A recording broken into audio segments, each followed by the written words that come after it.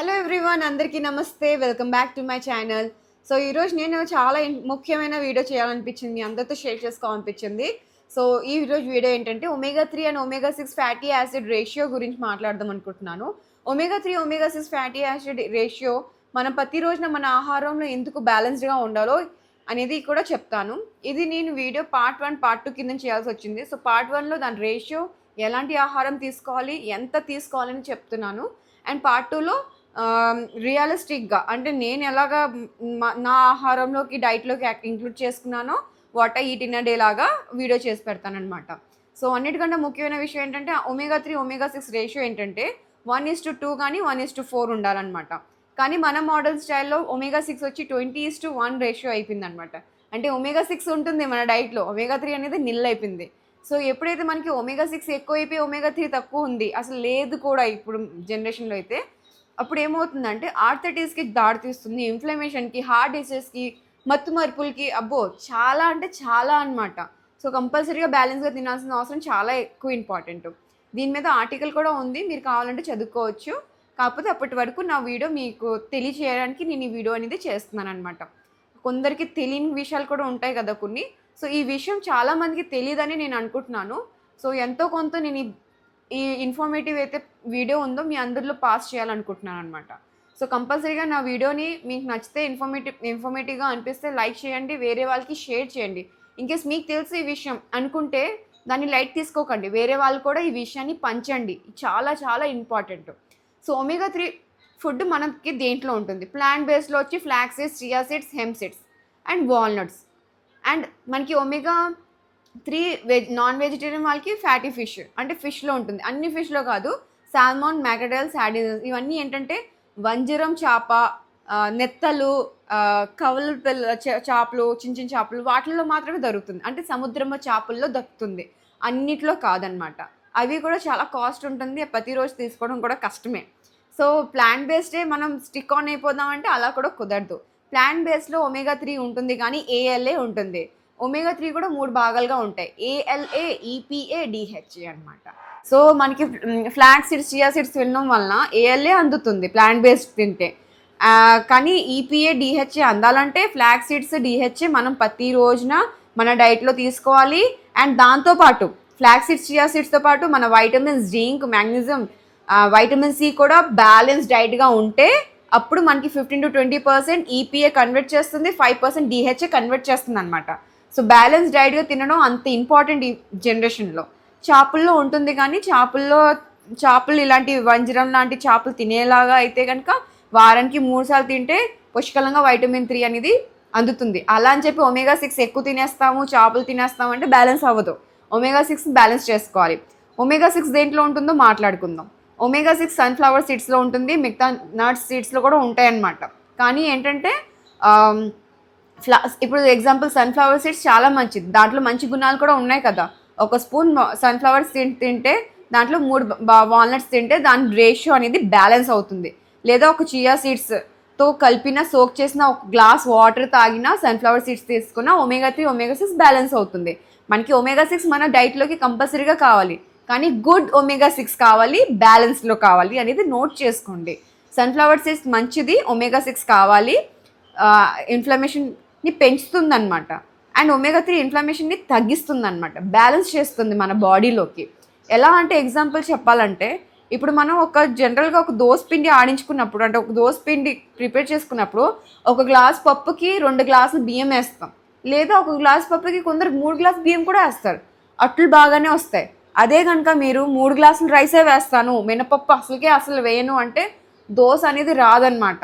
అలాగా మనకి omega 3, omega 6 ratio చాలా ఇంపార్టెంట్, కానీ గుడ్ ఫామ్లో ఉండాలి ఒమేగా 6 కూడా. సో ఒమేగా 6 కూడా మనకి గ్రౌండ్ నట్ ఆయిల్, పీనట్స్లో ఉంటాయి, అన్ని నట్స్లో కూడా ఉంటాయి. అందుకని ఒమేగా 3 బ్యాలెన్స్ చేసుకుని తినాలి. కానీ రిఫైన్డ్ ఆయిల్ ఎక్కువ అవాయిడ్ చేయాలన్నమాట. రిఫైన్డ్ ఆయిల్లో ఎక్కువ శాతం ఒమేగా 6 ఉంటుంది. అది మనం ఈ క్యాప్సూల్స్తోనో లేకపోతే ఫ్లాక్స్ సీడ్స్తోనో మనం బ్యాలెన్స్ చేసుకోలేము మన లైఫ్ని, మన బ్యాలెన్స్ డైట్ని, అంటే మన ఆరోగ్యాన్ని దాంతో బ్యాలెన్స్ చేయలేం. ఎప్పుడైనా సరే మనం బయట జంక్ ఫుడ్ అంటే రిఫైన్డ్ ఆయిల్తో చేసిన ఫుడ్ ఎప్పుడైనా తినచ్చు, కానీ ఎవ్రీడే తినకూడదు. లైక్ ఎగ్జాంపుల్ చెప్తాను మీకు. మార్నింగ్ ఇంట్లోనే చేసుకున్న పూరి రిఫైన్డ్ ఆయిలే, సన్ఫ్లవర్ రిఫైన్డ్ ఆయిల్ అయినా సరే ఇంట్లోనే కదా అనుకుంటాం. మార్నింగ్ మనం ఏదైనా బ్రేక్ఫాస్ట్ రిఫైన్డ్ ఆయిల్తో చేసుకుని, మళ్ళీ లంచ్లో అదే రిఫైన్డ్ ఆయిల్లో కోల్డ్ చేసుకుని, మళ్ళీ సాయంత్రం మళ్ళీ బజ్జీ రిఫైన్డ్ ఆయిల్తో చేసిన స్నాక్స్, మళ్ళీ అదే నైట్ రిఫైన్డ్ ఆయిల్తో చేసుకున్న ఏదైనా డిన్నర్. అది కూడా మనం రిఫైన్డ్ ఆయిల్తో ఎలాంటి బ్రేక్ఫాస్ట్లు చేస్తాము, ఒక 30 ml ఆయిల్ వేసుకుని 3-4 దోశలు వేయిస్తాం. మళ్ళీ చట్నీలో కూడా ఇంత నూనెతో వేపుతాం, మళ్ళీ దానికి పోపేస్తాం. సుమారుగా 50 ml దాకా బ్రేక్ఫాస్ట్లోనే ఆయిల్ కన్జ్యూమ్ చేస్తాం, లేదా 30 ml దాకైనా కన్జ్యూమ్ చేసేస్తున్నాం. మళ్ళీ లంచ్లోకి ఈవెన్ చారులో కూడా ఒక 10 ml 15 ml చారుతో పోపేస్తే కానీ చారు రుచి నచ్చట్లేదు జనాలకి, అంత ఆయిల్ తింటున్నాం. మళ్ళీ కూరలో కూడా ఆయిల్. మళ్ళీ ఈవినింగ్ స్నాక్స్ గురించి అయితే మనం మాట్లాడనక్కర్లేదు. బయట అమ్మే ప్రతి refined oil, even badusha, Mysore pak, బెల్లం కొమ్ములు, నాకు తెలిసిన వరకు అంటే నేను జనరల్గా చూసినవి అన్నీ నాకు నోట్ ఉంటుంది మైండ్లో, నేను చెప్తున్నాను అనమాట. పానీపూరి, బజ్జీలు, పునుగులు, ఇవన్నీ కూడా మైసూర్ బజ్జీ కానీ ఇవన్నీ కూడా రిఫైన్డ్ ఆయిలే. కార్న్ఫ్లెక్స్ కానీ ఇవన్నీ కూడా రిఫైన్డ్ ఆయిలే. ఇది కూడా మనం తినేస్తున్నాం, మళ్ళీ నైట్ డిన్నర్లో కూడా తినేస్తున్నాం. సో 4 పూట్ల రిఫైన్డ్ ఆయిల్ తింటే omega-6 మన బాడీలోకి ఎక్కువ అయిపోయి omega-3 ఎక్కడ ఉంది? సరే ఇదంతా తినేసి omega-3 క్యాప్సూల్స్ వేసేసుకుంటామంటే బ్యాలెన్స్ అవుతుందా అంటే బ్యాలెన్స్ అవ్వదు. సో అందుకని బ్యాలెన్స్గా తినాలి. ఎవరైతే వెజిటేరియన్స్ ఉన్నారో మీరు ఫ్లాక్స్ సీడ్స్ని ప్రతిరోజున కన్జ్యూమ్ చేయొచ్చు. కానీ నోట్ చేయాల్సిన పాయింట్ ఏంటంటే flax seeds, chia seeds, walnuts కూడా లిమిట్ ఉంటుందన్నమాట.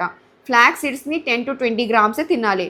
అంటే 1-2 చెంచాలు, గెరిటలు కాదు, చెంచాలే తినాలి. అండ్ చియా సీడ్స్ కూడా 1 to 2 స్పూనే తినాలి. టేబుల్ స్పూన్ తీసుకోవాలి. నార్మల్ స్పూన్ ఉంటుంది కదా మీడియం సైజ్, అంతే 10 to 20 grams చెప్తున్నాను. అండ్ వాల్నట్ కూడా 4 to 5 హాఫ్స్ ఉంటాయి కదా, బద్దలు ఉంటాయి కదా, అవి 4 నుంచి 5 బద్దలే తీసుకోవాలి. అంతేగాని మనం 10 వాల్నట్స్ తీసుకుని 10 వాల్నట్స్ తినేస్తాను, omega-3 omega-6 బ్యాలెన్స్ అయిపోతుందంటే అలా కుదరదనమాట. సో ఎప్పుడు కూడా మనం బ్యాలెన్స్ డైట్లో తీసుకోవడం చాలా చాలా ఇంపార్టెంట్. ఈ అవేర్నెస్ అందరిలో ఉండాలి, ఈ అవేర్నెస్ అందరికీ రావాలి. అలా అని చెప్పి బజ్జీలు తిన్న మానేమంటారా, మనిషిని చంపుకోమంటారా అంటే అవసరం లేదు. బజ్జీలు ఇవన్నీ కూడా నా చిన్నప్పుడు ఇది షేర్ చేసుకుంటాను. అమ్మమ్మ, తాతయ్య వాళ్ళు కూడా ఎప్పుడైనా వర్షం పడితే అబ్బా వర్షం పడుతుంది పకోడీ చేయి అంటారు. అంతే, ఎప్పుడో ఒకసారి వర్షం పడేది, అప్పుడు మేము పకోడీ తినేది. పూరీలు కూడా చుట్టాలు రావాలి పూరీలు తినాలంటే, లేదా ఏదో ఒక అకేషన్స్ రావాలి, లేదా ఏదో ఒక సండేస్ రావాలి. అంతేగాని మేము ప్రతి రోజునైతే మేము అంత స్నాక్స్ తినేవాళ్ళం కాదు. కానీ ఇప్పుడు మన జనరేషన్లో, ఇప్పుడు మన డైట్లోకి ప్రతి రోజున బజ్జీలు ఉంటుంది. అది మంచిది కాదని చెప్తున్నాను. ఎప్పుడో ఒకసారి తినచ్చు, మనసుకి హాయిగా అనిపించేలాగా, ఒక మూమెంట్ని ఎంజాయ్ చేసేలాగా తింటే ఏమీ కాదు. కానీ మనం రోజు మన డైట్లోకి ఇంక్లూడ్ చేసుకోకూడదు. సో నేను ఎలా బ్యాలెన్స్ చేసుకుంటున్నానో చెప్తాను. పీనట్ ఆయిల్ omega-6 లేదా అంటే పీనట్ ఆయిల్ omega-6 పుష్కలంగా ఉంది. అందుకే నేను నా ప్రీవియస్ వీడియోస్ చూడండి. ఎప్పుడైనా కూడా నేను చేసే కుకింగ్ ఆయిల్లో ఎప్పుడు కూడా 15 to 30 ml, అంటే 15 ml వాడతాను. 30 ml ఎక్కువ, 1/2 kg కూర అయితే నేను 30 ml వాడతాను అనమాట. అంతే.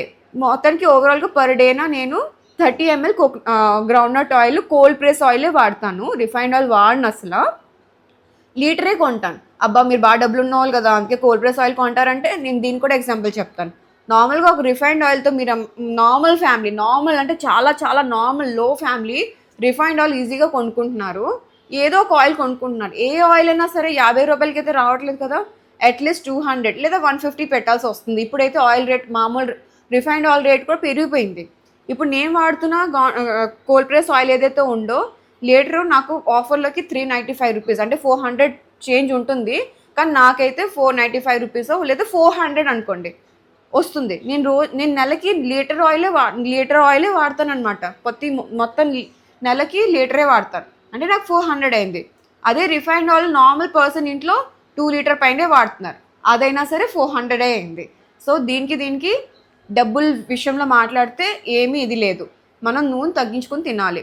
అండ్ నేను ఇంట్లోనే పాలు తెచ్చుకుంటాను ఎవ్రీడే. ఆ పాలు మేగడిని నేను అట్టుకట్టుకుని ఒట్టు తీసుకుని మేగడిని తీసుకుని ఘీ అనేది ప్రిపేర్ చేసుకుంటాను. సో నాకు పాలు అండ్ ఘీ ఖర్చులు ఒకటే అనమాట. జనరల్గా పాలు ఖర్చు అందరి ఇంట్లో ఉండేదే కదా.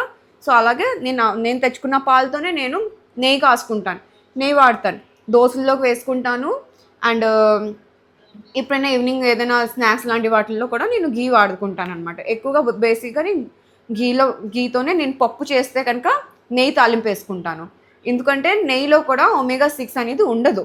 ఒమేగా 3 ఒమేగా 6 అనేది ఎక్కువ ఉండదు, రేషియో చాలా తక్కువ ఉంటుందన్నమాట, ఎక్కువ ఉండదు అందుకని.